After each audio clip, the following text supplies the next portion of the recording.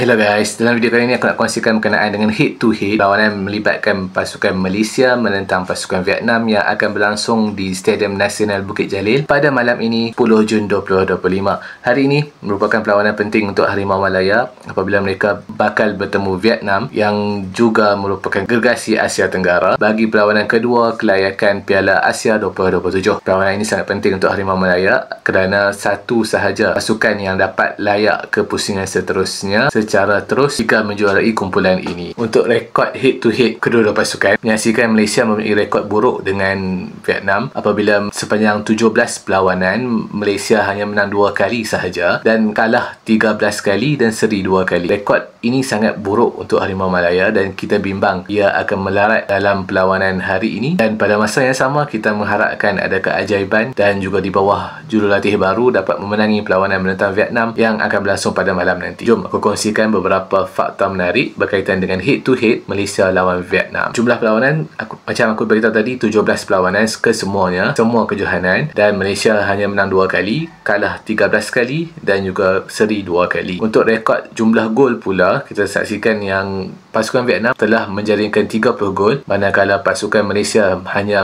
menjaringkan 13 gol sahaja. Untuk jumlah gol yang terbesar, Malaysia pernah menang 4-2 ke atas Vietnam pada 11 Disember 2014 yang lalu. Vietnam pula telah menjaringkan gol yang terbanyak tentang Malaysia ketika menang 3-0 pada 27 Disember 2022 yang lalu. Dan yang paling penting, rekod 5 perlawanan terakhir menyaksikan Vietnam sangat mendominasi perlawanan mereka apabila mereka menang 5 perlawanan terakhir mereka menentang lawan-lawan masing-masing, manakala Malaysia hanya menang sekali, seri 2 kali, kalah 2 kali. Jadi jelas perlawanan ini amat sukar untuk Malaysia kerana prestasi pasukan yang terumbang-ambing, dan kita harapkan dengan kehadiran pemain-pemain warisan yang baru dapat menambahkan koleksi kemenangan kita dan memberikan kemenangan yang penting untuk Harimau Malaya. Jadi rekod ini hanya di atas kertas, jadi yang paling penting adalah di atas padang pada malam nanti, dan kita harap pasukan Harimau Malaya dapat fokus ke dalam perlawanan ini seterusnya memberikan kemenangan kepada rakyat Malaysia. Dan pada masa yang sama, sokongan daripada peminat-peminat bola sepak Malaysia pasti ditagih oleh pasukan Harimau Malaya. Ekor Harimau Malaya dijangka akan memenuhi stadium dan setakat semalam sudah 40,000 tiket yang telah dijual, dan kita harapkan baki 40,000 akan bertambah